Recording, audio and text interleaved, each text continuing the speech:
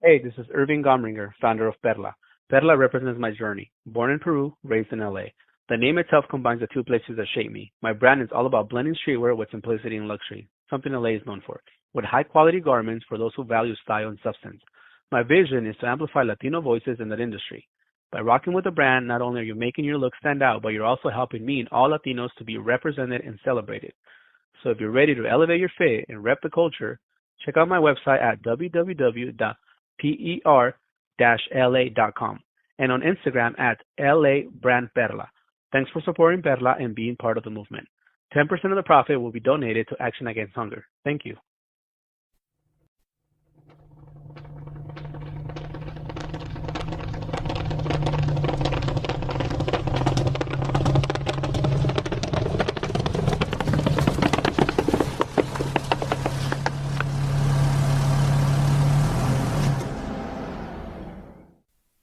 You are now listening to Ride With Me, the Fraternity Podcast.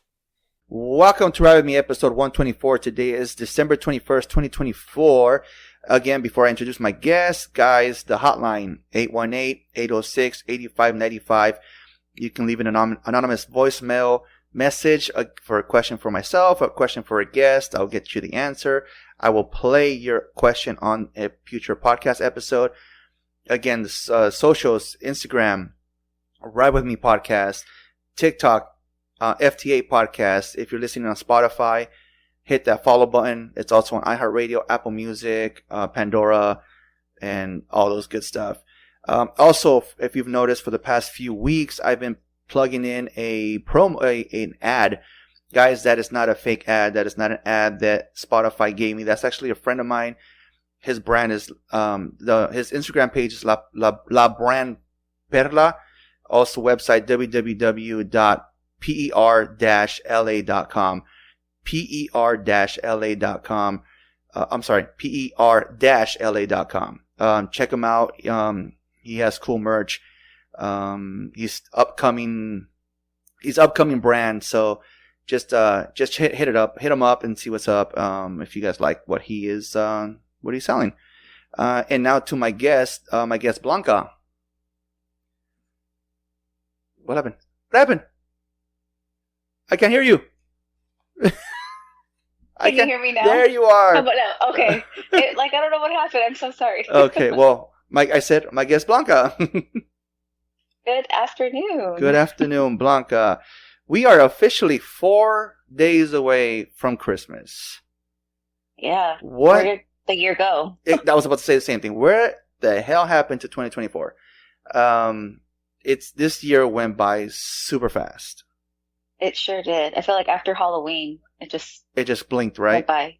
Mm-hmm. It's funny because at the beginning of the, because you know what I do for a living. At the beginning of the year, I remember telling a customer, "Hey, I was talking about Easter," and then blinked, Easter was there. Then we were talking about Labor Day, and boom, blink, Labor Day was there. And now it's like Christmas is here, and it's crazy. It's just time is going by so fast, and it sure is. I had a conversation today with some people about spending time with your kids because they're only getting older, and honestly, my kids are almost adults, and the more and more time I take for granted, I guess, the more and more time I want to spend with them because they're getting up there. They're getting up there. Yeah. I always say, time is a thief. Yeah. You don't get it back. Exactly. But yeah, no, I agree because even our little ones getting to that age where I don't know how many more, what is it, that Elf on the Shelf? Yeah. This is our last year, maybe next year, or the Santa. I think this is our last year with picture with Santa. Does he he was that excited? Does he still believe in Santa? No. I think he does. Yeah. Because the Elf on the Shelf, his name's Pablo. He named him Pablo when he was small. Uh-huh. And he always asks oh, let's find Pablo. Oh, why is he sitting over there? And I'm like, well, I don't know. Me hago la mensa. He likes to do it. I don't know. But I keep telling my friends, we took a picture with Santa a couple weeks ago. Right. And I'm like, I think this is our last Santa picture. I'm like, he's going to be 10 next year. I don't know, do I tell him hey, you want to go take a picture, or do I just go with the flow and of it, worst case scenario, he can just say, no, I don't want to do it anymore. I just had a conversation with my compadre a few days ago because his daughter, I think his daughter's also 9, 10. And he said that, you know, the elf on the shelf is like, he thinks to him is I think that's baloney. Like, seriously? Yeah. And then the Santa thing, he's like, how long do I continue to pull this stunt off? It's a, you know? Yeah. And I told him, honestly, dude, due to the fact that my kids are 15 and 17, and your girl is obviously it's a little girl, I would do my best to secure her innocence. And as long as she continues to believe, you continue to go along with it. Now, if it was a situation like what happened with my son Julian, I think he was like, I'm gonna say 7, and we had to break it to him because he came home one day pissed. And he was like, these kids said the Santa's not real. And, you know, how do you explain the letters I got from him? I'm like, oh, that was us. How do you explain this and that? So we had to sit him down and we said, look, mijo, Santa Claus was real at one point. So we pretty much stretched the truth, I guess, because Saint Nick was really a real person. Right. So that's like where it came from. Yeah, right? so we gave him the history lesson, and we told him that due to the fact that he did what he did, us as parents continue his tradition. We pretty much like honor him by continuing his tradition. And he's like, okay, that makes sense. So we had to kind of break it down to him. And so now as teenagers, and when we say something, like, will we ever lie to you? He responds with, what about Santa Claus? Oh, he has that on you. Yeah, exactly. So get ready for that one. Get ready for that one. I'm just like, oh man, yeah. I try. Like, I definitely, like the decorating. Like, I grew up like that. My mom loved decorating for us and doing the Santas, and we do the Santa letter too. So I guess I'm just gonna ride with it and just enjoy it until he finally says, who knows? Maybe he does it. Maybe he's gonna be in his in his 20s. I mean, hopefully you're raising a future elf. Oh God, Buddy the elf. Yeah. Buddy the elf. I mean, there you go. Yeah. No, it's exciting stuff. The holidays are fun. With the little ones, and I have older nieces and nephews that are like in their 20s, and they still enjoy the little traditions that we do. So I think they do it for the memories that well, I mean, create with them. It was Thanksgiving and that Friday after Thanksgiving, and the wife had to work. And obviously, I'm sure Chris was off as well. Chris is her husband, by the way. Chris was off, and so the wife had to work. So the boys and myself, we went outside and we started, all right, Halloween stuff. We still had Halloween stuff up. Okay, Halloween stuff is coming down. And we started putting up the Christmas decorations and stuff. And then I said it before, my wife has this little what do you call it? Natividad, the little nativity. The nativity. Mm-hmm. And I'm against it sitting on the dirt because our grass died. I gave up, and I'm like, I don't want it sitting on the dirt. So we had a broken down fence on the side of the house, and I'm like, you know what? I understand now what my mother-in-law says. At one point, you'll need it and you'll use it. So I took that broken down fence up and I built this little house, little hut. Oh, you made a little a manger. Yeah, a manger. So I was like, a nice strong gust of wind is gonna devour that thing, But the fact that I was repurposed it. Yeah. So the fact that I was able to, my mother-in-law was like, he's really getting good at building stuff. And she goes, Mom, come touch it. It's gonna fall. Just tap it. Aww. It's gonna fall. And but at least he's not sleeping in the in the dirt. Yeah, exactly. But yeah, no, I did that, and then we went to Home Depot looking for a sheep, because it was one statue with all 3 figurines like attached, like one statue made all 3 things. Yeah. And what do you call it? So we went to Home Depot to buy the Christmas tree, and I went inside the store to see if they had like a little sheep. No, we found a whole new set. It was a 6. Oh, it was they got you. Yeah, it was a 6-piece set, major set, and it didn't come with the house. I'm okay. The house is already built, and did it fit inside though? It did. Oh, it was meant to be. But yeah, awesome. So again, Trust me. Once I told my wife next year for Christmas, I'll probably redo it again, but secure it better. Probably get 2x4s and rebuild it. But like they said, I've showed it to friends and family. My mother-in-law loves it. She's like, that's technically where he grew up. That's technically where Jesus was born. That's perfect. Yeah. So I was like, well, sweater, like you said, you'll always need something you have. So yeah, broken down fence. That's awesome. What do you call it? Great. Is Christmas shopping? Are you done Christmas shopping? I mean, no. I have one gift. Actually, no. I have 3 gifts done. I still have to get, my nieces and nephews their things. But yeah, the beautiful. We're trying. the beautiful thing about Amazon. Oh, thank God! For Amazon. Yeah. So I have my sister who lives in Rantoul, Illinois. So oh wow! I bought the stuff on Amazon, shipped it to her house. I had directly, right? I like that. Yeah, straight to their house. Yeah. And then I have a niece and nephew in Oxnard.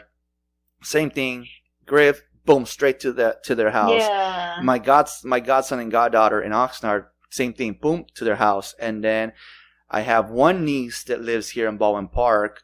This is all based on my side of the family.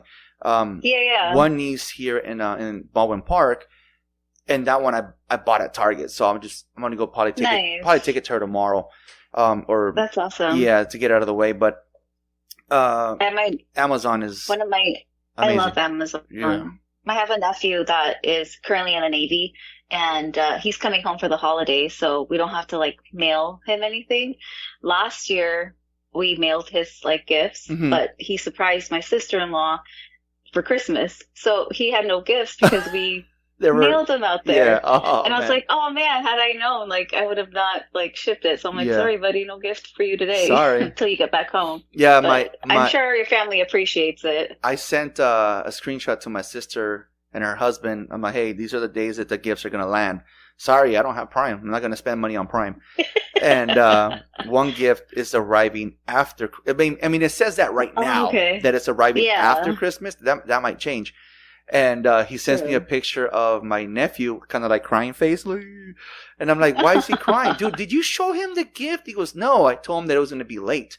I'm like, okay, then don't. Okay. So after that, what I did was to everybody else, you take a screenshot and on your phone, you can blur out the image. Oh, the image. So not even the parents know what I'm sending. Oh man, that's awesome. Well, good for you that it sounds like you're done. Kudos. Done. Honestly, I feel like I'm done with all my nieces and nephews and godkids. I still need my son. Oh. Yeah. I still need my son, but it's all right. They've asked us, what do we want? And my wife the same thing. What do you want? And I'm like, hey, Chris does that too. We're adults. We're adults. Honestly, when the Call of Duty game came out, I didn't have to wait till Christmas to get it. I went and bought it myself.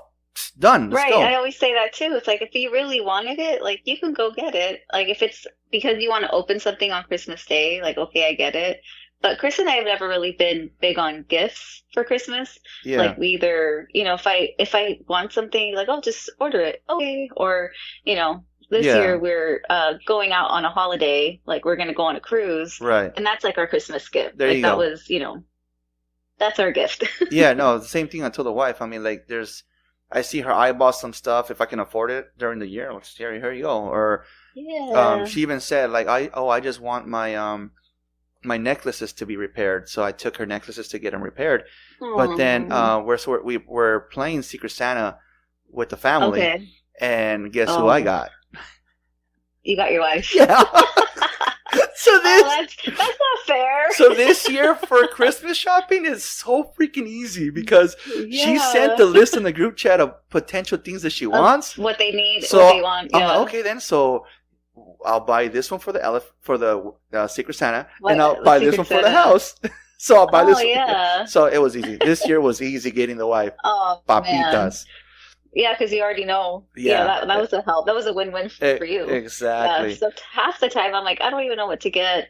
I don't like doing gift cards, but at the end of the day, it ends up being that. Because I feel it's not really personal. Thank you. But I don't know. It's a hit or miss. I'm not a good gifter. Now we're gonna go on a rant of freaking gift cards. So when the family asked, "Do you guys want to do the Secret Santa?" The first thing I protested was no gift cards. No gift cards. Card. And they're like, well, why? I'm like, because one year, someone got me a gift card that I didn't use. The gift card is still sitting. The gift card is still sitting somewhere. I don't go to Chipotle. And then you lose them. Yeah. And that's the one thing they say. That's the one thing they say about gift cards is that millions of dollars go to waste because people don't use the gift cards. If you're gonna, we still have gift cards from like birthdays. Thank you. If you're gonna give, if you're gonna give someone a gift card, give them a gift card to the things that they like. So, for example, if you know Amazon. Everyone shops Amazon. Okay, Amazon gift card. Yeah. You know, but when you buy, so that's the one thing I said. Because then some people started saying, "Well, gift cards are okay. Gift cards are okay." I'm like, you guys are missing my point. If you're going to give me a gift card, give me a gift card of something that I have use for instead of the Chipotle gift card. I don't even know what happened to it.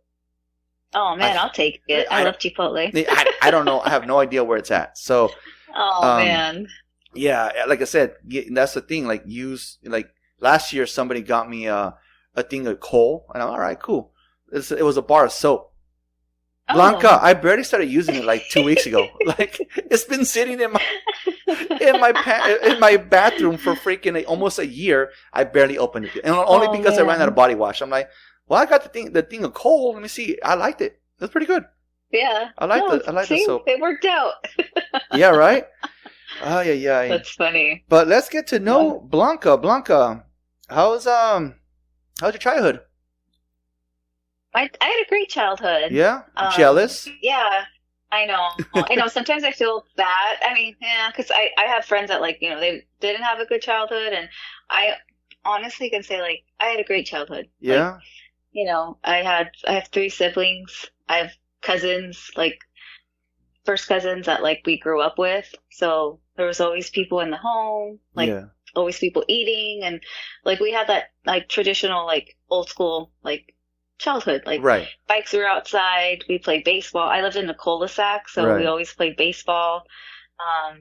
You know, my mom was like, gave us like the opportunity to, like, you know, enjoy it and be kids. I grew up with not knowing a lot of family. When I lived with my grandma for about a year and a half, I did hang out with one of my cousins who's now my compadre. I'm godfather to both his kids. Oh, nice. And the only time we hung out, like I said, is when I lived with my grandma. And then as an adult, in the 8th grade, I had to take the bus to school, and it was brand new to the area. And I get on the bus, and first thing that people started like punking me, and I'm like, oh great, here we go. Aww. And then some kid in the back, like this like cholo looking guy, stands up, hey, don't mess with my cousin. And I'm like, I don't know who he is, but fuck it, we're cousins. And then turns out you're my cousin. Yeah, turns out that was the child that I went to go hung out with when I was a kid at my grandma's house. That I was spending the night at his house and everything. Because so he knew you. He recognized me. Yeah, I didn't recognize him for shit. Wow. I'm like, I don't know who you are, bro, but you're my cousin today. Fuck it. That's awesome. Yeah, we grew up in the suburbs, and at the time we were probably the only Hispanics. Right. I grew up with, like, you know, the white, Asian, like anyone but Hispanic. And you're in, so that was, if I'm correct, you're in the Southern California, right? Yes. Yeah. Yeah, Southern California. So we had like a lot of my mom's sisters all came to where I grew up, and we had cousins. So like I am close to my mother's side, right? Because like all her siblings had kids, you know, 5, 6 kids. Yeah. So there was a big group of us. Sounds like my wife's family. Supporting each other. Yeah, sounds like my wife's family. She, my mother-in-law had 6, and then her grandma had, my wife's grandma had like 13 kids. So each kid had their set of 6, and it's funny because my wife, it's 4 girls, 2 boys, and then my wife's aunt is 4 boys, 2 girls, and so they have cousins and cousins and cousins. That when my wife's grandmother passed away, Andy, can you help us with the memorial video for her? Yeah, the video took me 15 hours because I had photos upon photos and coming through, and I sent everybody like a Google Drive link, and just add them on the Google Drive, and that's how I was able to get them. Smart. But it was like photos on top of photos on top of photos, and I'm like, I told my wife, I can't choose 3 photos of this person because they're gonna see like favoritism or whatever. I need to, So yeah, no, that video took me 15 hours to make, and it was a 14 and a half minute video.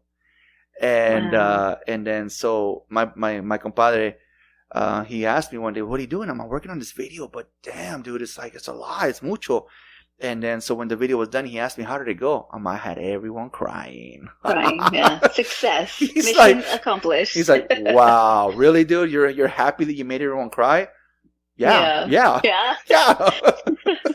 It took me 15 hours. That means that video touched every single person in the room because everyone started crying. So I got a free dinner after that one. Awesome. I got a free dinner for that one. Oh, there you go.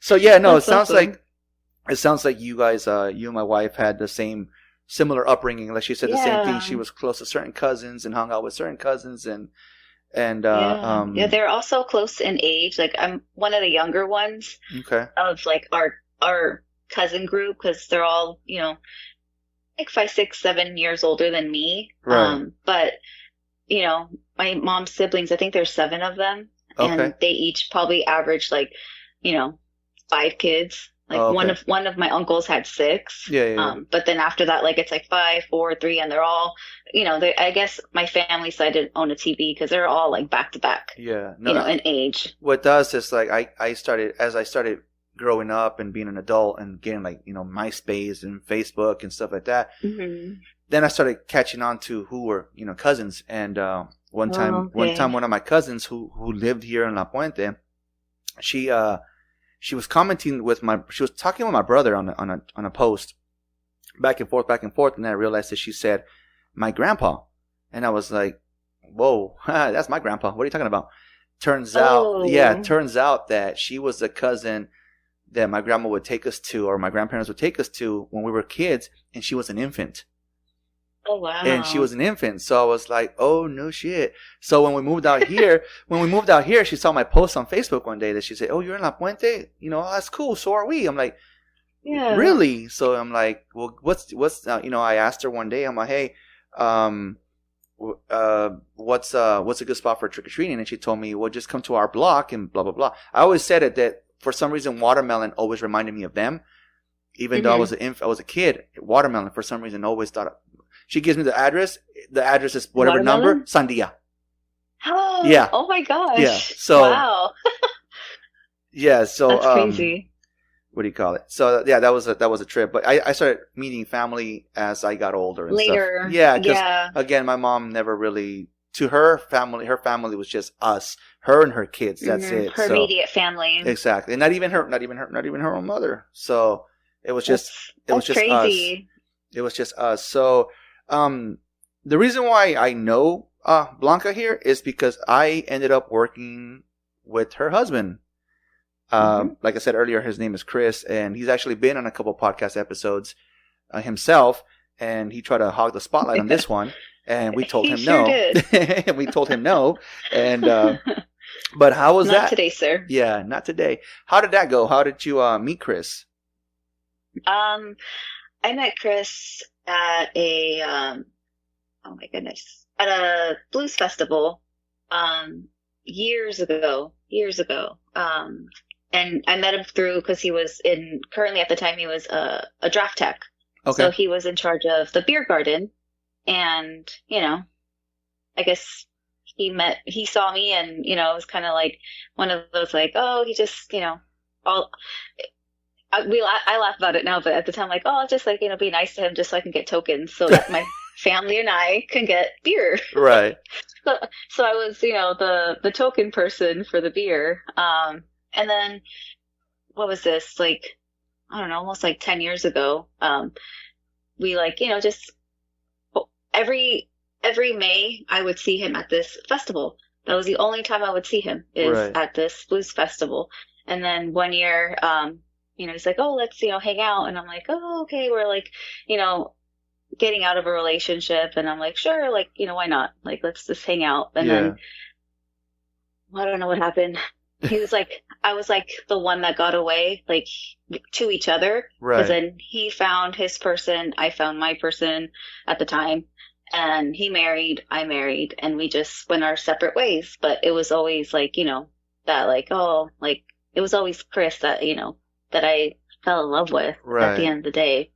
And then years later, we meet at random, not that I met him, but he happened to be at that bar. And it was kind of like, hey, like, I haven't seen you in so long. And then it's like, oh, are you still like, hey, are you like, catching up? And he's like, no. And then it was kind of like, well, me neither. And it's kind of like that, like, well, let's give it a shot. But it wasn't right then and there, but it took, time. But it was interesting how like we came back full circle. That's a trip. And, and we've been, doing it since then. And I, love the man, and we've done so much together and for each other that it's crazy, like how we started, living in a garage to a, little duplex to our condo to like buying our house. Like, it's really like your partner really makes you who you are, if you have a good partner. I was talking to my sister a couple of days ago, and she said the same thing. She was like, honestly, Andy, I am so happy you met Letty. I'm so happy because you are a better person because of her. And she just starts complimenting everything. And I was like, okay, so what you're saying is I have to be nicer to her. Got it.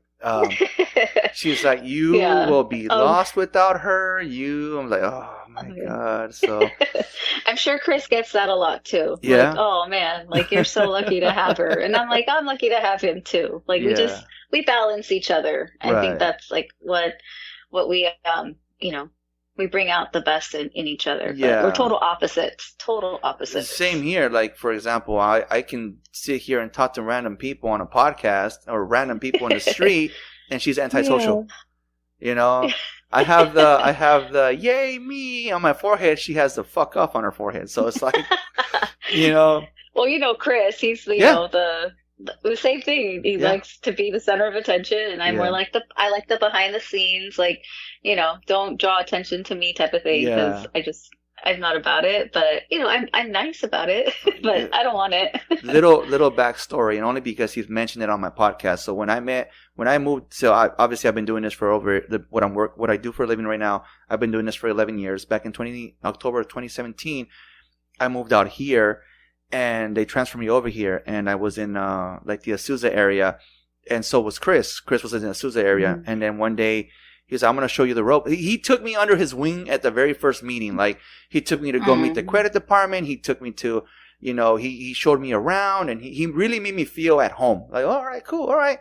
And then we're in the same area. We would sometimes catch up for lunch, whatever. And around that time, I pretty much had I think I was like maybe 3 years in on having full custody of my kids, that he mentioned, I mentioned to him, and we started talking, and he was going through something similar. I think he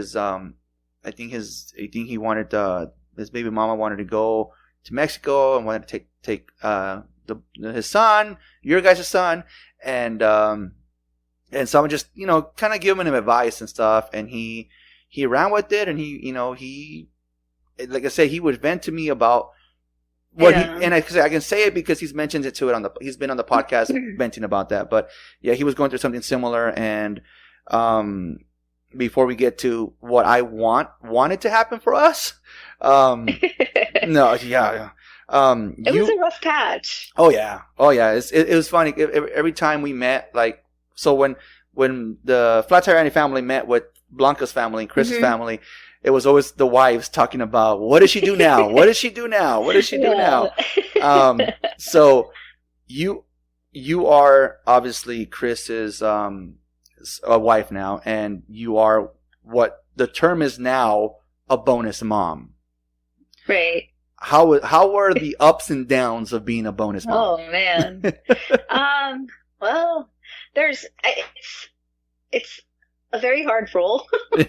It's not for everyone. But the highs is that, at the end of the day, you're loving, your partner and their children, and, making it work to where, they have another support system. I always tell like our little one, not I don't tell our little one, but I tell Chris like the other day, like I'm here to support you, to support him, and for him just to have somebody else to, put it, lean his head on and vent to. He'll always have his dad, he'll always have his mom, but he'll always have me as well to guide him and support him and, be that other extra support. Because, I would, not that I would have loved to not have my parents not be together, but I could understand like what he may be experiencing, knowing that he has someone at both homes to lean on and not feel like alone, right. Or like perplexed, later right. down in life. I know that's going to happen, but it's definitely a role that is a challenge because you don't get the highlights. Society doesn't like highlight you as like a mom. Right. I have people in my life that won't tell me Happy Mother's Day because I'm not his mom, and that's fine. Like some people, it takes time.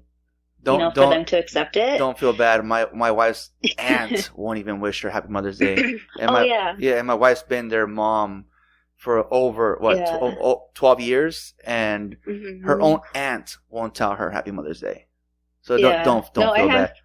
Yeah, and that's okay. Like I'm not here to like me about like the things that I do, but it is a challenging role because you don't get the highlight when there's the good, and then you do get the highlight when there's like the bad, and it's like, well, it doesn't work that way all the time. The bad, I can't say it's like horrible. It's more just like picking your battles and like, is it worth it? And trust me, I think, I've grown in it where it's like, don't get mad over that. Like, just move on. Or Chris and I will come together and he's like, just let it go. It's not a big deal. But I'm more of like the protector of like him and like our son.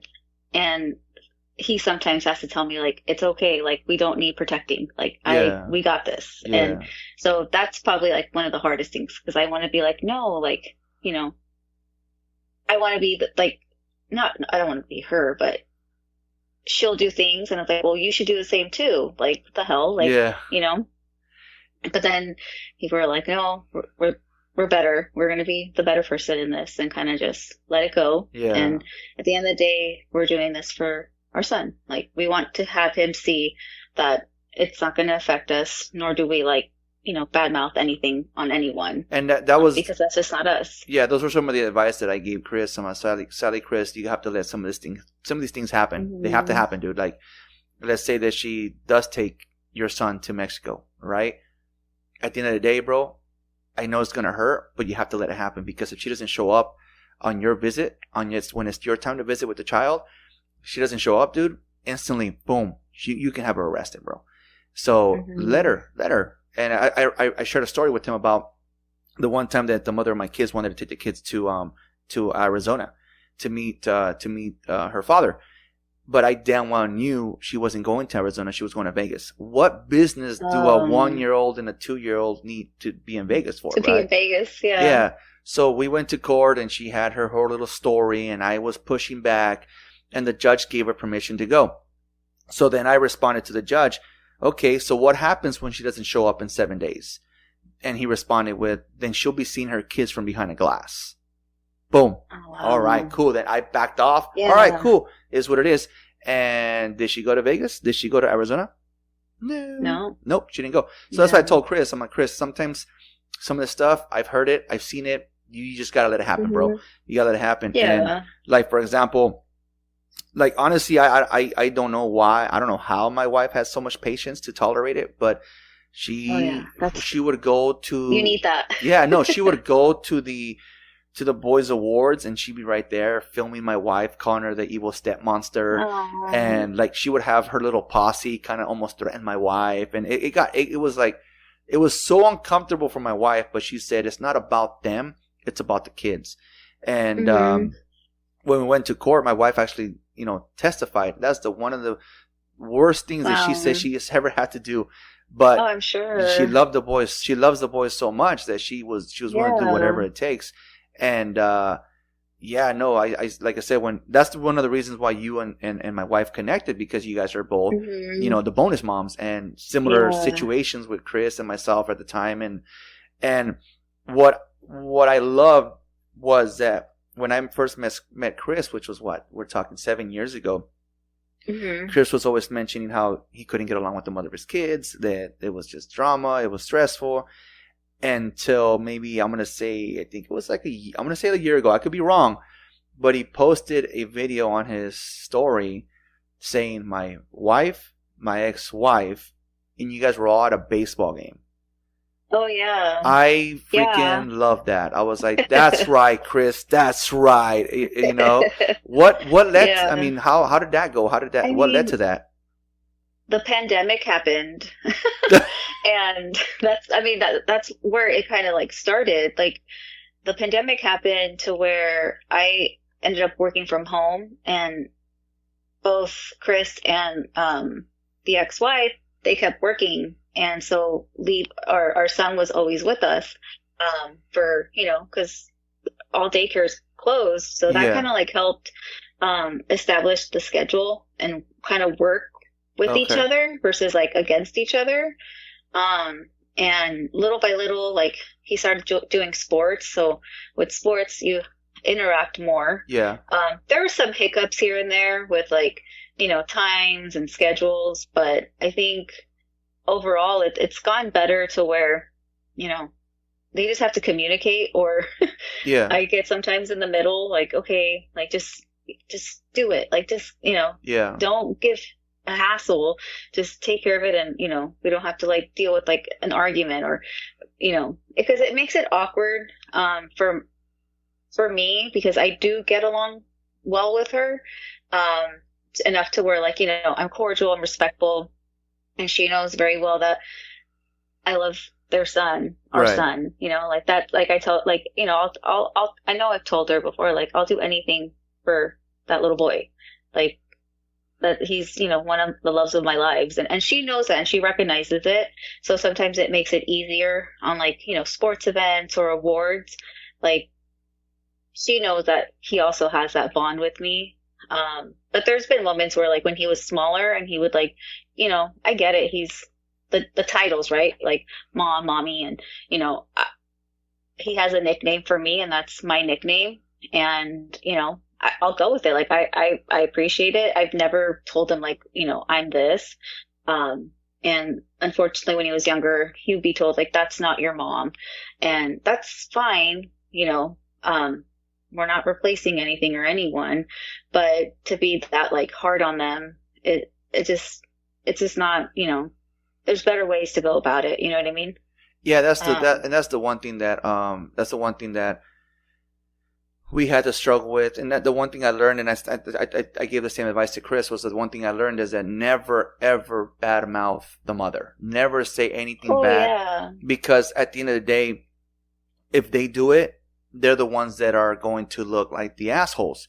And I've shared this story multiple times and I think I said it recently, where my son came up to me like, "Dad, you're not an asshole." And the hell? Well, because I always hear your mom saying you're an asshole, and but you're not an asshole. And so that level of respect will go out the window. The level of respect will go out the window. Now they're at the age where they're 15 and 17, and they're like, "Oh, I don't even want to go with her."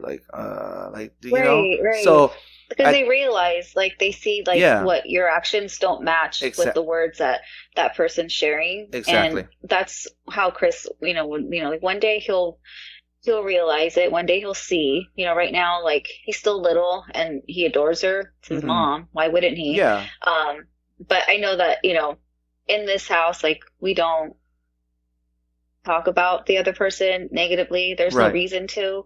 Like, life's too short and life's too beautiful to have to, like, be so negative that we don't. Now, I can't speak on the other side if that's the case, because, I think there's still anger on that side.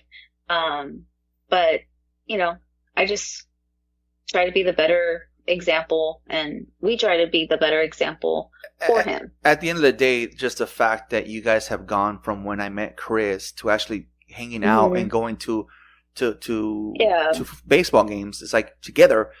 that's a big improvement. A big kudos to you guys. Like I said, Thank you. My wife's always been it's taken it's a lot. It's been a lot, but yeah, we did our first birthday party last year. Okay. Where we went to her parents' house and we did like a dual birthday party. There we go. We do dinners with both sides for his birthday. So we get along. Are we like best friends? Are we hanging out, having cocktails all the time? No. But you guys are cordial. You guys are cordial. We're cordial. Like very cordial and respectful at the end of the day. My wife for our son. Oh, so yeah. My wife always believed in the give people the benefit of the doubt, and then we got to the point where on a Mother's Day they actually gave each other a hug for Mother's Day, and we were gonna actually rent a cabin in the winter to go to Big Bear, because we always talked about going to Big Bear, and I told her, hold off, babe, hold off, because I saw the body language. That hug was fake. Trust me. She goes, and my wife's like, yeah, I sense it too. I'm like, but hold on. And she already had the cabin picked out and everything. And then shit hits the fan. So I told her, see, nope, I'm done. I've gone over a year without talking to her. And I honestly, I get my sleep. I don't have a problem. Yeah. But again. No, I hear you. Again, point of that story is kudos to you guys for actually being cordial. And because, like I said, again, we see that in movies, and that's we always say that my wife always says to the boys, that's how things should be. So you guys are one of those Kodak movies, all right? Or the Hallmark movies, yeah. Kodak. No, we try. I understood. But you got me. Yeah. It's just it's one of those things. Like, I don't know, the last 2 Mother's Days, like we exchange gifts. Nice. It's at the end of the day, that's his mom, and she deserves to be, appreciated too. And I think we just communicate fine when it comes down to things that need to get done for our little boy. So it works out. But then there's things that I don't get told, and then I find out after the fact. Yeah. But it's like, all right, well, I get it. I'm not supposed to I'm not going to get the call from the teacher or whatever or anything like that. But just go with it and hope that we have a platonic relationship, and like you said, at the end of the day, it's for him to see that we get along, and he still has he knows healthy relationships, and not so much hectic yelling and bickering. That's I don't want him to grow up that way. We had so the boys are in confirmation, and we had the parents have to do a class once a month, and we had to do that last week, and and they were talking about what gives us hope as parents and stuff like that, and then I what gives us hope for our children, and like I said, I use the example of sometimes these kids don't want a PS5. They don't want a new TV. At the end of the day, they want their parents. Right. And with me, the boys are like, Dad, let's snuggle. And they'll do it. Let's cuddle. Yeah, they'll do it in front of their. We'll be at the band, putting away equipment and stuff, and I'm unloading the truck, and I'm sweating and everything. And Dad, let's cuddle. And they'll do it. Like I said, they'll do it in front of their friends, and I'm like. Yeah, and one of the friends, I love that. I heard one of his friends tell my son Julian, he's like, "Hey, why do you always ask your dad to cuddle, to snuggle?" And he's like, "Because when we were kids, we used to have cuddle parties." Yeah, because I would say that's awesome. I would say cuddle parties. I would say cuddle. That gives me hope. Yeah, I say cuddle parties, and we would hug and everything, and then there comes their mom, and I'm like, "Sorry, this party's by last name only." So that gives me hope, because Levi's a huge cuddler. Yeah. He loves in the morning he's like, "Can I have a hug?" And of course we give hugs. Yeah. And we're watching a movie, and he's like, hold me, and yeah. I just don't want that to end. So that gives me hope that when he's a teenager, he'll still be like, "Can we cuddle?" They'll try to hold my hand in public, and I'll be like, "Hey, nah, you're gonna embarrass me in front of your friend. You're gonna embarrass me in front of my friends." And they're like, "Dude, you don't have any friends." So So burn. Yeah. So yes, no, you keep doing your thing, and trust me, Levi is gonna want to. Oops, I said his name. I did too. I know. I did too. It's okay. Oh, I okay. give permission. It's fine. Oh, you did say it. Okay, cool. I did. I like I tell my guests, I don't ask for personal. I don't ask for personal things. If you say a person's name or where you work and stuff like that, it's because you said it. But I'm glad that you said it first before I did. But I did meet Levi when he was he was a cool little kid. He is. Let's see here, but no, you'll still do what you're doing, and you'll never lose that little boy. Like I said, I said 15 and 17, and they always they joked around one day that like, Dad, if you and Mom ever get a divorce, we're going with Mom. I'm like, shit, I already know that. I know that. Chris already even says that. Yeah, he's like, you and the dog and the kid. You know, like, I'm like, oh. So, let's see here. So I didn't ask you earlier, how was your relationship with your dad? My relationship with my dad is like another best friend. Growing up, my dad was the breadwinner, so he was always working. Right. So he wouldn't really he wasn't there for the choir recitals or our baseball games or softball games because he was working.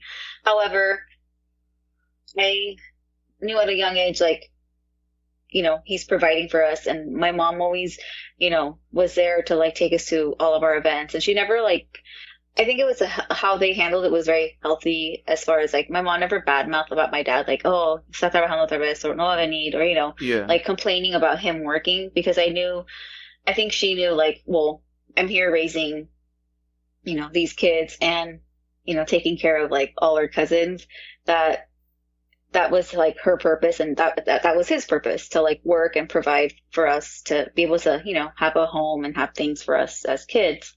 So I always would wait for him when he would get home at night, and that was our bonding time. Right. He loves westerns, Western movies. So at night I'd watch TV with him. We'd talk. As I got older, we would always talk, when he was working. If he had a break, I'd go visit, his, he had 2 jobs. So I'd go visit him, at his first job, have lunch. This is now in college, right? Right.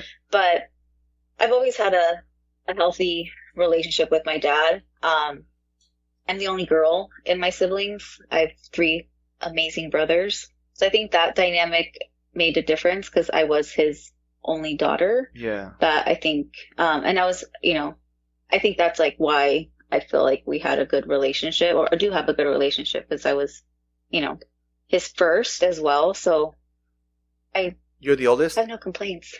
I'm the oldest. I have 3 brothers, and I have, from my mom and my dad, it's me, and then I have twin siblings, and then I have an older brother. Oh, okay. Yeah. So there's a bunch of you, huh? So there's a lot of us. Yeah. But yeah, I think that relationship with my dad helped how we are now. Right. We talk every day, and he's just I have a good relationship with him. How about I know earlier we talked about growing up and stuff. I don't know if we talked about your the relationship with your siblings. My siblings, I have. So like I mentioned, I have 3 brothers. And my older brother, he's my hero. He's an amazing person. I look up to him, and I just want to make him proud. He's almost like my second dad, because of my dad was always working, and mind you, my older brother and I were about 14 years apart. Oh wow! So when he was in his 20s, we were kids, and he had a job, so he would take us out. We'd go to Dodger games, we'd go, shopping, or dinners. He'd take us out. So he was, there at my softball games, or he would be there to help me try out for baseball or soccer. He'd be there for those things that you would want a father figure or a male figure to do. But because of my dad not being there, because he's always working, my older brother was that figure for me, and just being there for me. I love I love all my brothers, but my older brother, he's just an amazing man, and what he's become now, he has a beautiful family, and just the things that he has like acquired, like I'm like, man, like I want that too, you know? Right. That's and I just awesome. wanted to make him proud. Yeah. Yeah, that's At the end awesome. of the day, I just want to make him proud. Yeah. And then my younger brothers, they're twins. So they always had each other because, you know, they're the twins. Twins. Like, they have each other. So they're each other's. you They're know, each other's best friends. yeah. So they had that. They had each other. And my older brother, well, he was already doing his thing. You know. Yeah. He was already, you know, building his career. And so then I was just, for me, I had like my girl cousins as like my, you know, my people. But the boys, you know, they're like your definition of like boys. Like they play sports, they go home, do video games, didn't go out, didn't do anything. Like they just love to be home, which for my mom was like amazing because they were always home. And for me, I was like, you know, wanting to like go out and like, you know, for me, I felt like I was like the rebel of the four because I would always challenge my mom. Yeah. Because I wanted to go out, I wanted to do this, and she's like, "No, you can't." And I'm like comparing myself to my older brother. Well, you let him do this when he was 17. Like, why can't I? And she's like, "Oh, because you know, tú eres una mujer." And I'm like, "That's dumb. Like, I can still do it." So I know it was my mom's headache for the, you know, the things that I wanted to do. Like, she's like, "No, you can't do it." But the boys were just, you know, boys. And now, you know, they have their own little families and they're good guys. Like I'm very lucky to have 3, you know, strong men to call like my siblings and my brothers. Right.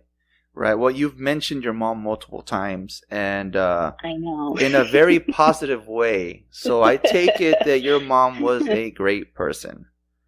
Oh, my mom was an amazing, wonderful woman. She was the glue to our family. I know, because I think I shared with you. Like I have friends that don't have the greatest relationships with their mothers. Yeah. I mean, not even my husband has a relationship with his mother. So when I do talk about like my mom, it like just, you know, or when they talk about like their issues with their moms, I'm just like, man, like I can't imagine like my mom treating me that way, you know, like, or friends talk about like, oh, my mom doesn't do this. And I'm just like, or she, you know, shunned me, or, you know, just like negatively impact like their child. Like, I just don't know how, like, I couldn't do that to like our little boy, let alone like my mom like never like did anything to where, you know, I would feel like, oh, she created this trauma for me, or she was abusive to me in this way. Like, no, my mom was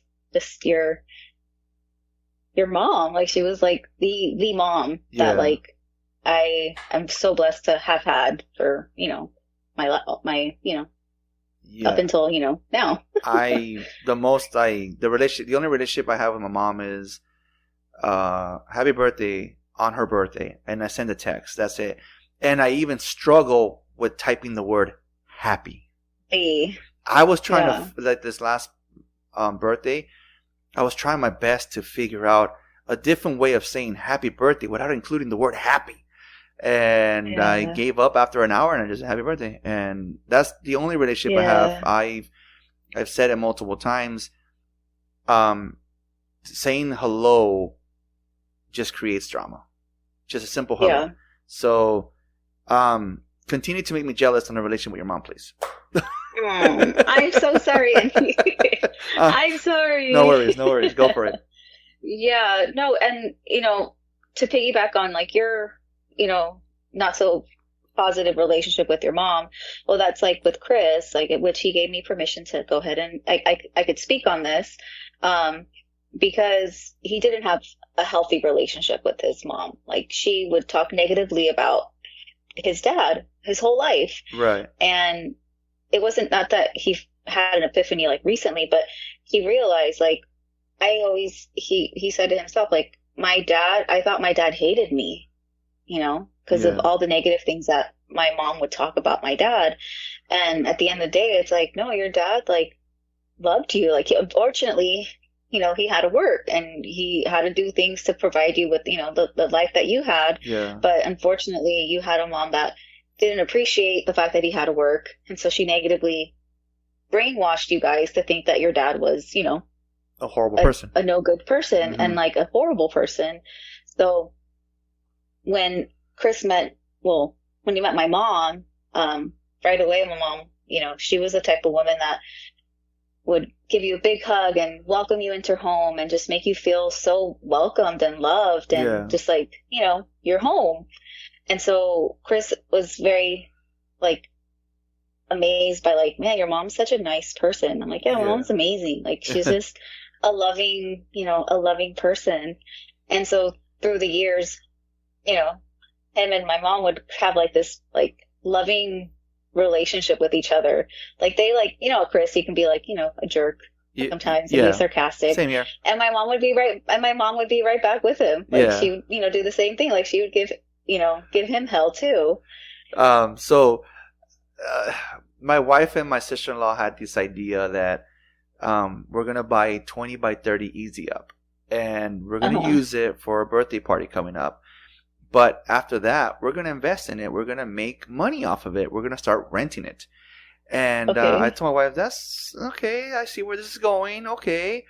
To make money, right? Okay. All right. So for everybody to know, Officer Ricky, he's in a typical, everybody knows Officer Ricky because of the podcast. So Officer Ricky and I decided last weekend to put this canopy or gazebo together. Yeah. And so we're building the roof, and that's not a problem. We get it going. We get it off the ground, not a problem.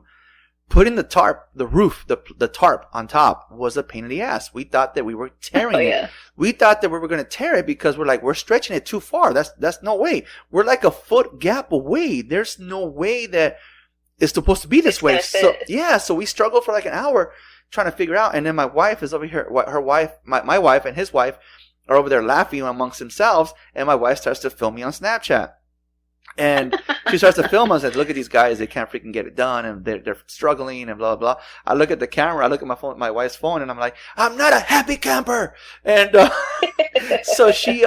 so my wife didn't post it on Snapchat. She only sent it to her siblings and myself, right? Yeah. My mother-in-law called her the next morning, and she was like, oh my God, Andy had me laughing when he said, I'm not a happy camper. She said, I want that as a ringtone when he texts me. Oh. And like I told my boys that same morning, I know that I am sometimes can be heartless or don't want her, like my mother-in-law calling me. It's not that I don't want her calling me. It's just that I am envious. I'm jealous at the relationship that she had with her kids that I didn't have. And whenever in the past, when I would hear her son, my brother-in-laws kind of like raise their voice and, Mom, come and eat, and Mom, do this, Mom, it would set me off. I'm like, whoa, bro. Nah. I shared the story that one time my mother-in-law tried to lecture me, and she kind of ripped me a new one. And then when it was my turn to speak, and I'm like, do you have any idea why your daughter and I were fighting? Any idea whatsoever? No. We were fighting because I don't appreciate the way your kids talk to you. And she was like, defending you. Yeah, exactly. So like I told my boys that morning, I was like, I may act like that. I may not have a heart sometimes, but at the end of the day, I do not want anything to happen to my mother-in-law. And, and she was, and at the end of the day, I almost got teary eyed too, because I'm like, I do love my mother-in-law. Because like I said, same thing. We go to her house right away. Hey, mijo, and she gives you a hug. One day she wasn't even my Secret Santa, and she bought me something that was on my list, And I think she went to Mexico one year, and Officer Ricky and I are the only ones that got like a T-shirt. And I told Ricky, hey, you see that, bro? We're the only ones that got something, bro. That means we're the fucking favorites, man. Yeah. So that's awesome. That relationship, that relationship that Chris had with his mother-in-law is similar to mine, and it's sad. They had a good relationship. It's sad that we have better relationship with somebody who isn't our biological mother, with someone who is. And like I said, sometimes I don't even want to go around them because they love themselves. They love each other so much. But it's a blessing too that you get to at least experience that type of motherly love versus never experiencing that at all. Yeah. And I think that's where Chris was able to at least experience that like unconditional, like no judging love from like my mom. That when, she did gets sick, like, he's like, we got to figure it out. We got to figure out a way to, like, to save Yeah. mom. Like, you know, like, I will never forget it. Like, he just, like, started, like, calling because he's like, she's more a mother than I've ever had my whole life. And, you know, that breaks my heart because I know, like, you know, it was short lived, Right. in a sense to where, you know, but oh no, Chris is an amazing person. He's a loving person. I know he can come off as like an asshole, Mm-hmm. but he has a big heart. And for those that he does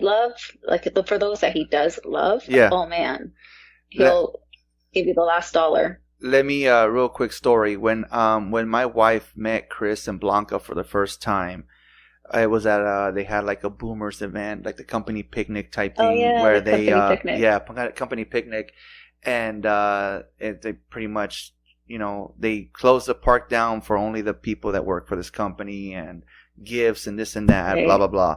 Well, Chris had the audacity to tell me that next time to wear a bigger shirt because my shirt seemed like too tight. And my wife's like, "What did that asshole say?" Oh, hells no! Yeah. So for a few months, or maybe like a year or two, because you know the wife sometimes forgets who's who. Because I do have multiple Chris's in my life, and Right. and I would tell her, "Well, Chris who?" I'm like, "Chris who?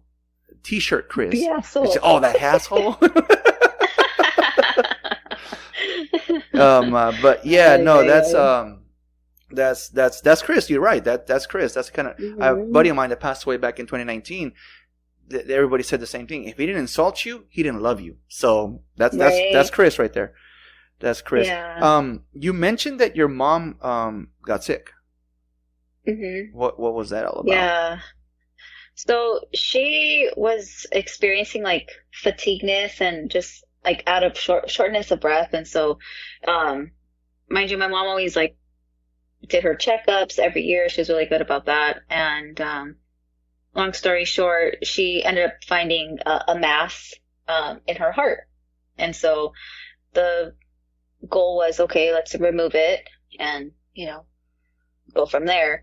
Well, when they removed it, it ended up being cancerous, and it is a very rare cancer that basically spread to her spine. Oh, and, man. you know, she completely, you know, lost all mobility, couldn't walk, couldn't do anything for herself. And if you knew my mom, she was like a very active woman. She walk, she, you know, do a lot of things for herself. She was very independent. Like, you know, she did it all. And so to completely lose all of that, like, I know for her it was, you know, very hard. And even for us to like have to, you know, experience that with her was really a hard time during that period. And in 9 months, it took her, unfortunately. So from the moment they diagnosed her, 9 months later, gone? 9 months later. Mm-hmm. Oh man, that sucks. Yeah. So it was really something that, you know, it came and went. It was so fast but so slow at the same time because of all the different stages that she experienced. You know, the beginning stage was like, okay, radiation, okay, chemo, and then all of a sudden, like, you know, they're like, there's nothing we can do. Yeah. And so, you know, when they bring up the word hospice, you're like, okay, well, I know where that's going to end up. Right. So yeah, it took her really quick, unfortunately, but yeah, That's it was, when they found cancer, and my wife had when they diagnosed her with cancer, that's the one thing that I was like, no, fuck no, we got to get it removed because no, I don't want the word chemo, radiation being brought anywhere near. I don't want that stuff anywhere near you. And so last year around this time, that's what we were dealing with. And she just had her checkup, I think about a month ago, and she's still cancer free. And good for her. So yeah, but around that time, you know, there was days that she wouldn't go to church with us, and we would go to church, just the boys, because the boys were doing their confirmation, so they couldn't miss church. So we would go, and when it was time to pray, I would just start bawling. So pretty much what my sister told me a few weeks ago, she's right. I don't know what the hell I would do if she was gone, because just thinking, just not With seeing your partner too. just not seeing her there next to us, knowing that she's still home, like she's at home, but not sitting there next to us. It was heartbreaking. It was heartbreaking. So, please, guys, get checked. Women, guys, just get checked. Preventative. A few years ago, I had a colonoscopy, and I joke around with it that, I mean, my wife's like, "Are you sure you're not gay?" Because I'm like, I was like, "Hey, I'll do it again any day of the week." I'm like, people could say that it's painful. No, it's not. I didn't feel a thing, and I was fully awake for it. Yeah. I even asked the doctor for a copy of it in HD. Like, can I get a copy of that in HD? And so nah, man, really get checked for anything and everything, because you just never know. You just never know. Yeah, so you never know. So like you said, within 9 months she was gone. I mean, obviously nobody wants to lose a loved one, but how has that been? How has that been for you? I honestly thought that this happened recently, up until we were prepping for the podcast, and you told me no, she passed away 2 years ago. So she just turned 2 years in June. She just turned 2 years in June. So she was diagnosed in 21, and she passed away in June of 22. So it was we're going, well, I guess this coming June we're going to be 3 years since she's been gone. But losing her was, it was just like, what happened? Like, because I'm telling you, it happened so fast. Like, from the minute she was diagnosed to, her end treatment was just like, is this really happening? Yeah. Like, I guess everybody just, I copes differently. My grandma passed away. We're going on, 3 years? Actually, I think this week it'll be 3 years that she passed. And I remember getting a phone call, and I sat in my car and I cried for like 5 minutes. After I was done crying, went back to work. One of my brothers, told me recently that he finally has accepted it. So pretty much, see, he lived with her. She raised him. I only visited her when I did. I think in the past 12 years, I visited her twice. Talked to her on the phone at least once a month, and so I didn't take it as hard as he did. Everyone copes differently, obviously. My wife asked me, "What are you going to do when you get that phone call?" And honestly, I don't know. I honestly don't know how I'm going to feel when I get that phone call, because my mentality is, you can't cry for people you don't miss. And that's just me. I can sound heartless as fuck. I mean, I could get judged, whatever. I can lose listeners, but that's just me. I cried for my grandma 5 minutes, and I'm sure my brother cried longer. I think I cried. I honestly no. I'm sorry, Grandma. Don't come pull my feet at night tonight. But I think I cried more for Kobe than I did for my grandma.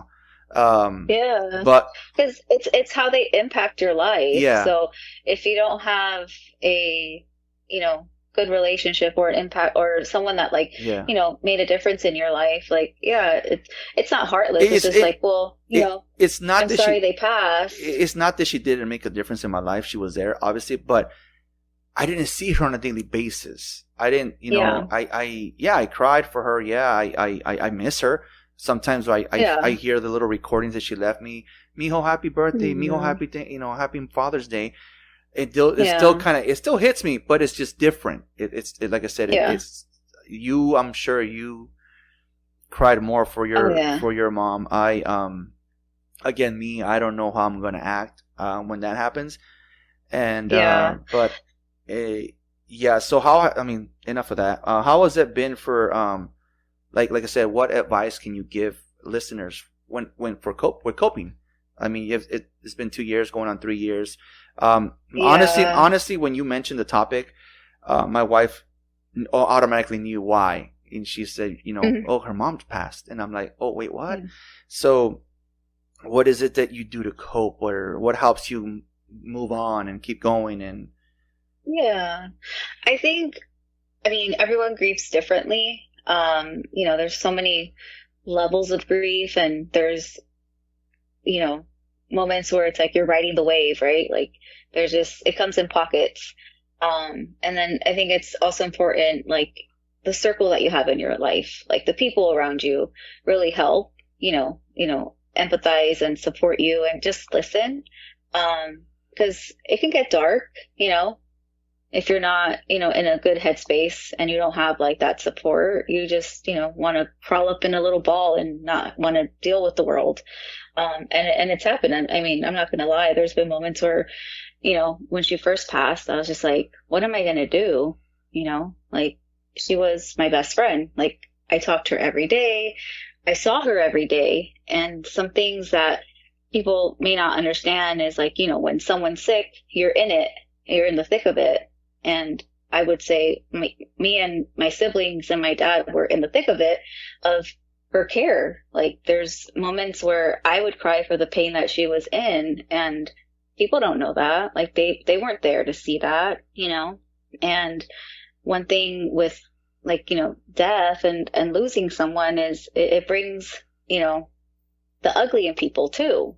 I know I shared with you, like my mom was the glue to the family. Like she was the matriarch of our family, and people want to cope for themselves, but they also, selfishly don't understand, like I lost my mom, and it got lonely. Like you would think that people would like reach out and be like, hey, I'm sorry for your loss, or hey, like, do you need anything, or how can I support you? Like It was not like that. And I'm not saying that everyone's going to have that experience, which I hope that they don't. But, with the coping, like you kind of just embrace the suck, in lack of better words, and you just move on in ways that that person would have wanted you to. Like, I know my mom raised me to, be strong.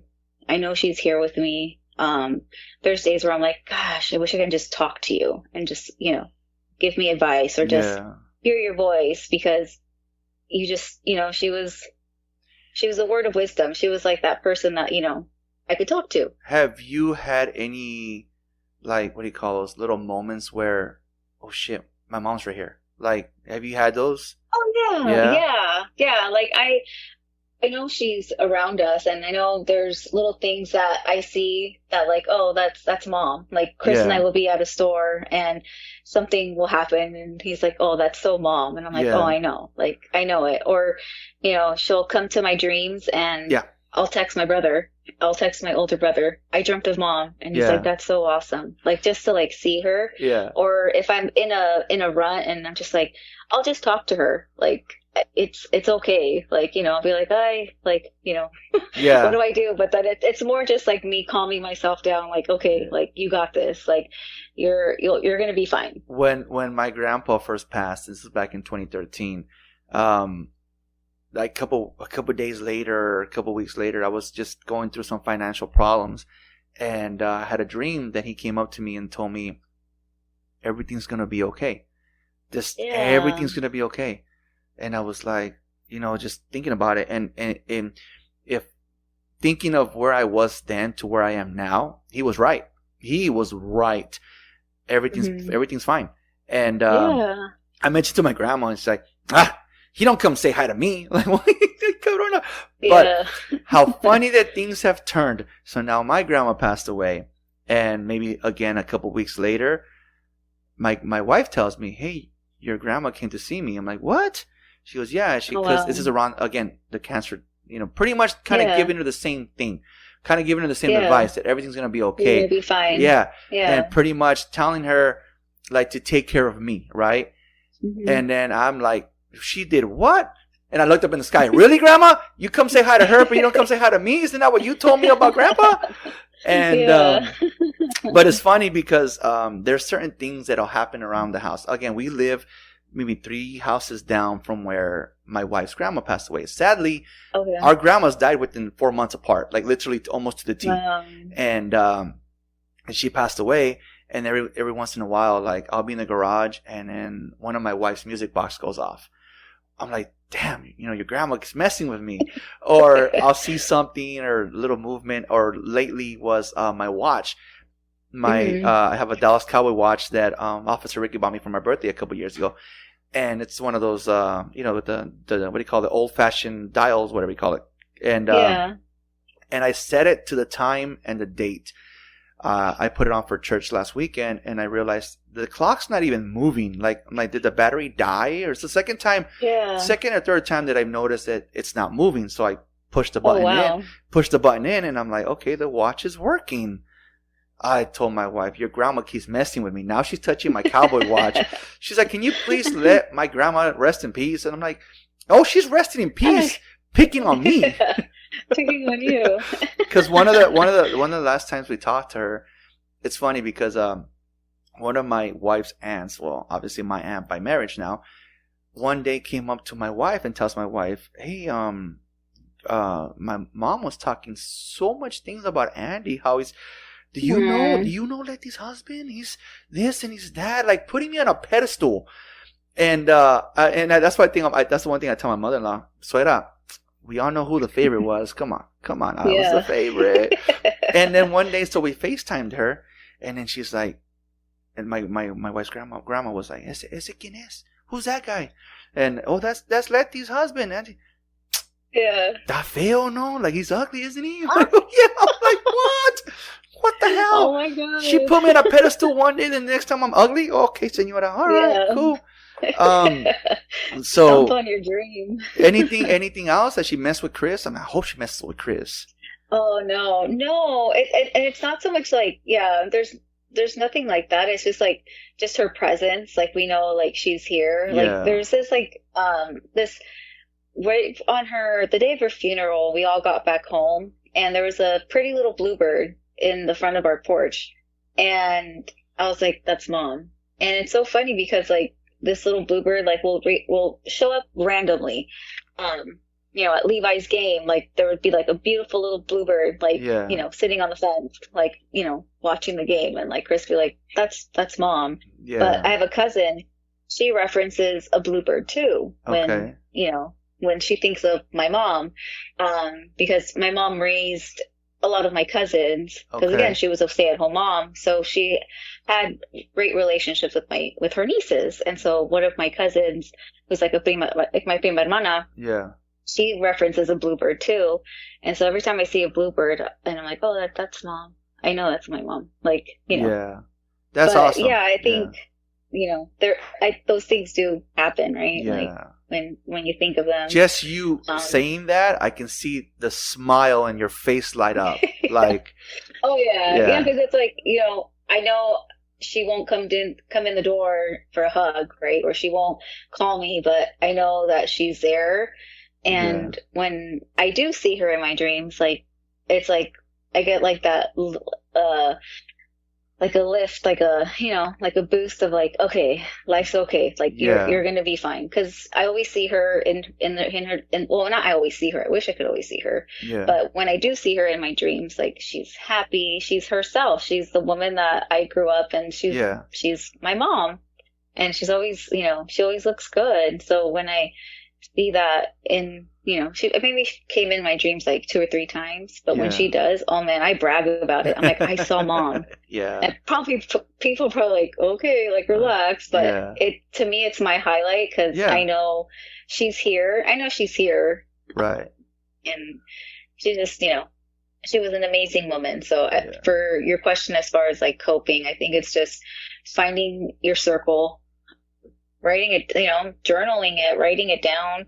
It's okay to cry. It's okay to, have sad days. I think the end result is that, you just keep swimming, keep pushing through, because you have people that, are in your corner, and you want to surround yourself around people that understand it. Right. Now, I'm not saying that they understand grief, because maybe they've never lost a loved one, but for that person that, is supporting someone that's grieving, I think it's just listen, just hear them out. Like, you just want to talk, Yeah.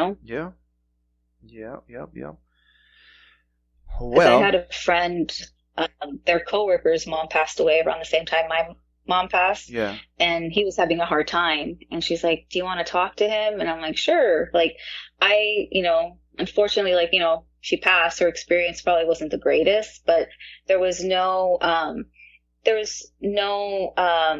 like, what's the word? I'm trying to think. Like, trying to think of the word, sorry. There was no bad blood. Like, there's no issues. Like, I had no remorse. Like, there was no issues with, like, having a bad relationship with my mom. So, like, I know that I left and she left in peace, right? Like, you know, and some people don't get that, right? Like, they just pass and they don't get that closure. That's the word, closure. Yeah, closure. Yeah, okay. I got that closure. So certain people may not have that. And so that's what makes the grief a little harder, because you're like in that bargaining, right? Like, well, what if I didn't do this? What if I did that?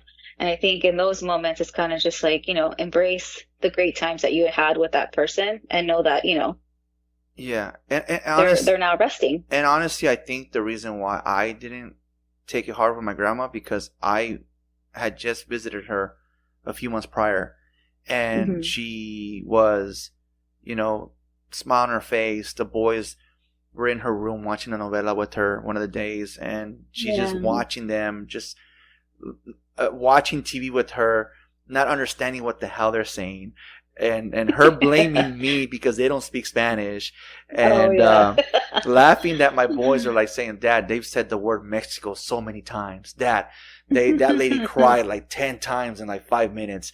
So she understood them. So she's just laughing at them, trying just to, like, you know, make that memory. And just like now when they talk about it, see, and you guys didn't want to go in there with her, and now you guys have that memory of making her laugh and stuff. So like I said, I know that, I guess I made my peace before she passed, because I went to go see her and spend time with her, and you know, and even though she called me Satanas for wearing a Cowboys jersey, you know, I still was there. I still made her laugh and everything. So knowing how she was living, it actually was, you know, made sense that she had to go, because she is being taken care of better now than what she was. Right. You know, we had a lady from across the street who was a senior citizen herself going in and checking up on her, going in there and spending time with her, going in there and helping her use the restroom and stuff like that. So that was a burden for her, that lady too,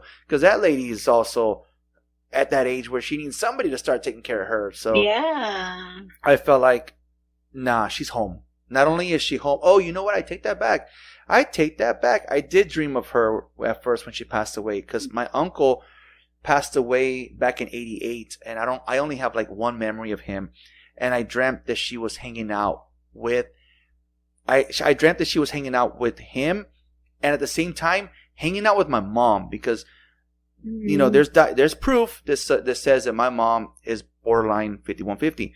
So I saw my grandma hanging out playing with her children at a young age. I saw her happy. So I did dream of her, and that's what I dreamt. Like, technically my mom's not passed, but the child in her is, and my grandma was hanging out with that person. At that stage. Yeah. So I know that my grandma is happy. She's happy. I mean, she's no longer in pain. So, but that's for sure. I'm gonna start crying now, so let's go. No. Oh no! I know Chris was like, "Don't cry," and I'm like, "I'm not gonna cry. I'm on. If I do, it's okay. It's a safe space. That's okay. It's all right. No big deal. It's just me." But let's get it wrapping. I do ask my listeners. Again, I say it over and over again. Podcast. Even though I don't think I said that many swear words. I don't say anything. We don't talk about anything nasty and stuff like that. But I still don't recommend kids to listen to it. Because I feel like as kids, they don't understand it better. They don't understand it well until they're maybe adults and they're going through it. Maybe they'll understand it better. So if Levi were to listen to this episode 10 years from now, what advice would you give Levi? I would give the advice of just continue to be yourself. Never settle. And échale ganas. Échale ganas. How I would just keep swimming. End it too. Because I know... Yeah, just keep swimming. Yeah, I would be like, never change who you are. Yeah, just keep doing you. All right. And one last thing, you and Chris have a business, would you like to give a shout out to your business and see if someone in your area will go and call your services? Can I give the name? Yeah. Okay. Yeah. Free advertisement.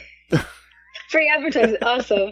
Yeah. So we do window cleaning and pressure washing called Top Tier Window Cleaning. You can look us up on Instagram and Facebook. We're a small family-owned business who try to make a difference in people's homes or even residential commercial places. So if you have a business that needs windows cleaned or pavement that needs pressure washing, we can definitely do that. But yeah, Top Tier Window Cleaning is the handle that we have on Instagram. All right. I will link that on the podcast. All right. Let's see here. Again, guys, the hotline number is 818-806-8595. Leave a voice message. If you don't want your number exposed, you can call it anonymous. I think it's star 87 or star 67 and then call the number and then you can leave a voice message. You can leave a voice message, a question for Blanca here, for their business, for me, anything. Again, Instagram is Ride With Me Podcast. TikTok is FTA Podcast. Follow on Spotify. You can listen on iHeartRadio, Apple, and Pandora. And once again, the business, Blanca? Top Tier Window Cleaning. Top Tier Window Cleaning. And again, like I end every podcast, Blanca, thank you for riding with me. Thank you. Thank you for listening to Ride With Me, the Flat Tire Indie Podcast. You can also listen to us on iTunes, Spotify, and Podbean.